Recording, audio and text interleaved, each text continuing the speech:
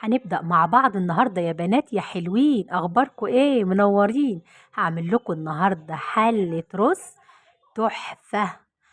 رز زي رز المدسوس اللي بيعملوه في الفلاحين البرايم بالظبط، بس على النار. لأن مش أكترنا بيعرف يعرف يدس الرز، أو مش بيعرف يدس الرز، أو ما عندوش فرن. لا، هنعمله والله العظيم في الحلة بتكاته وحركاته وجماله، وهيطلع زي طعم اللي في الفرن بالظبط. وكمان ابيض كده ومنور، والله الكاميرا مش مطلعه حلاوته، وريحته الزبده تحفه. ريحته كده مفيش بعد كده، مش يعني هيهبلكم. جربوه وقولوا لي رايكم فيه ايه. اول حاجه انا حطيت اهوت اللبن اللي انا عايزه احط، عايزه تحطي كوبايه اتنين تلاته زي ما انت عايزه. وبزود اللبن بميه، يعني ما بعملوش كله بلبن. يعني ايوه، ده الوش اللي فوق اللبن كله بحطه، لان احنا كده كده مش بنحتاجوه. وغير كده بيخلي طعم الرز مفيش بعد كده. وبنحطه على النار يغلي. وبنغسل الرز. ماشي. بنغسل الرز غسلة حلوة كده جميلة. ونظبطه. ونحطه بعد كده على النار. بس نغسله مرة واتنين وتلاتة كده، حسب بقى ما هو قدامنا بقى. اغسلي بتكاتك وحركاتك، الرز مش محتاج. اهو غسلناه، حطيناه على عين تانية.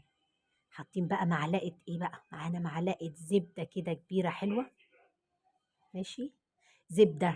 سمنة، بقولكيش لازم حاجة معينة، اللي عندك زبدة، والله لو ما عندكيش برضو زيت، بس ساعات ما يبقاش عندي وبعمل بزيت بس برضو بيبقى تحفة. لأن اللبن مع الوش اللي فوقه كفاية. وادي حطيت كمان شوية زيت. هنقلبه بقى على النار شوية كده. ماشي. لحد ما ايه، وادي الملح بتاعنا. هنقلب بقى الرز يشرب السمنة ويشرب الزيت. ماشي. في الأول هنتني نقلب. التقديب ده بيخليه مفرفر وحلو.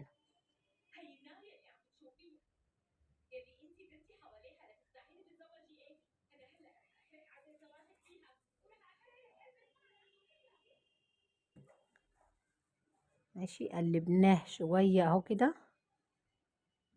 بعد كده اللبن غلي. حطيناه. احنا ليه بنغلي اللبن؟ عشان بيتلسع بسرعة ما يبقى اللبن مغلي، وكمان تبقي مستعجلة يستوي بسرعة. حطيناه على النار. اهم حاجة خلي بالك، الخلقة كانت هتولع مني الحمد لله. اهم حاجة تخلي بالك عشان بيتلسع بسرعة، يعني مش زي اللي محطوط عليه مية بس سيبيه وتمشي.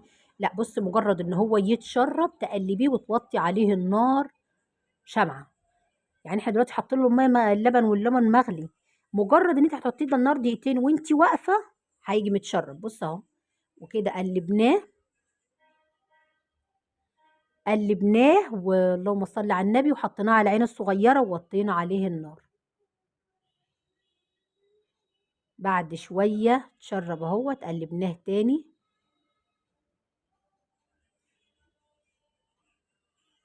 ماشي.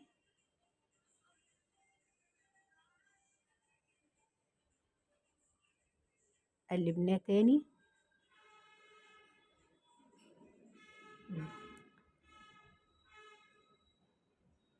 ماشي. بصوا يا جماعه، والله مفرفر وجميل، ولا ريحته تحفه.